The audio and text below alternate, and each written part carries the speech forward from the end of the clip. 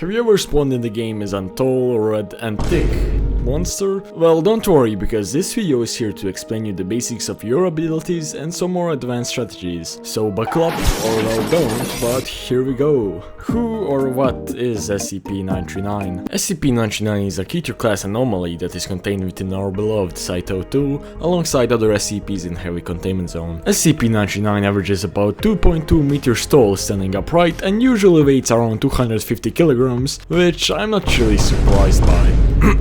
Anyways, she has an extremely weak eyesight and therefore uses sound to navigate around the facility and find its victims. His primary method of luring prey is the imitation of human speech, the voices of prior victims, though imitations of other species and objects have been documented. Your abilities, what are they and how to use them? As SCP-939 you have in total of 4 abilities you can use. Let's start with the essence of your murder capabilities. Declaw. Press the attack button, defaultly left click, and you will swing your arm in a wide arc, damaging any players in close proximity. Your attack has a range of 1.1 meters and on default does 40 damage, but armor impacts how much damage you do. Here's a table to show how much damage you do to each armor target, and with that let's move on to your more lethal attack.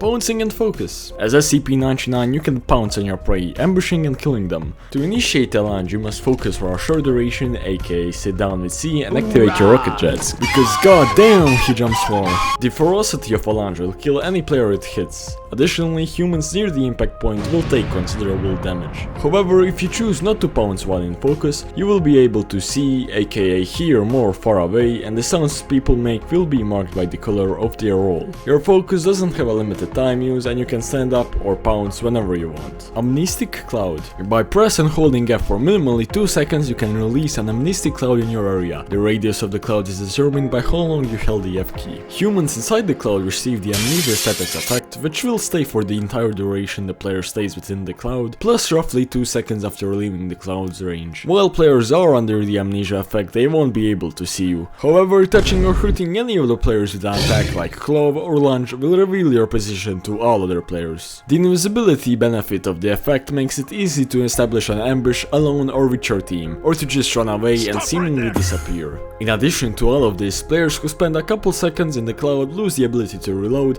open their inventory, use hotkeys and use medical items. The cooldown of the ability is 3 times larger than charge time, so charging the ability for 5 seconds will give it a 15-second cooldown. Mimicry. Mimicry is a menu that we can divide into 2 categories. The first one is stolen voices. Upon killing a player, you will acquire the last few seconds of their speech, which you can play whenever you want by pressing the play button or assigning it to a keybind. You can additionally cut the speech up to only play certain parts of it if you wish to do so. This can be used for just straight up teabagging your enemies with words, or if you actually get a good voice line to trick people, or to have sex.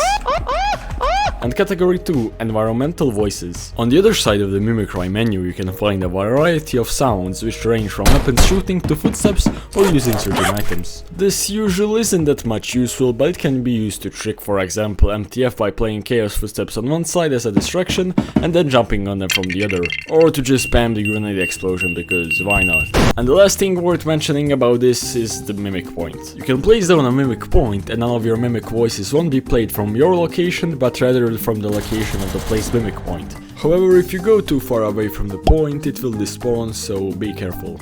Now with your basic abilities explained, let's talk about some more advanced strategies and general tips. Humans have double the stamina than you, however your running speed is faster by 1.8 meters by second. So you still aren't something you'd wanna challenge to a race, but if the humans are playing smart they can usually almost always outlast you in longer chases if they close doors or don't run into dead ends. So it's much more recommended to catch somebody off guard by lunging on them around the corner, or even better killing them with the amnestic cloud. After 173 you're the second best SCP to hang out with 096, since due to your high speed you should be able to keep up with him for the most part. And you can eliminate any people who are looking down and hiding or actively following him in the hopes of gunning him down. You're also the best SCP for clearing out crowded elevators. Due to your area damage attack you should be able to mow down most enemies in a short period. 096 can do this too, but some some people may just look down and ambush him, so you are much more suited for this. However, generally never embark an elevator if they are MTF surgeons or higher, or if you just know they have grenades, because that's a death sentence. If you are playing on a high population server with many enemies such as MTF, always try preserving your stamina instead of running around like an NPC.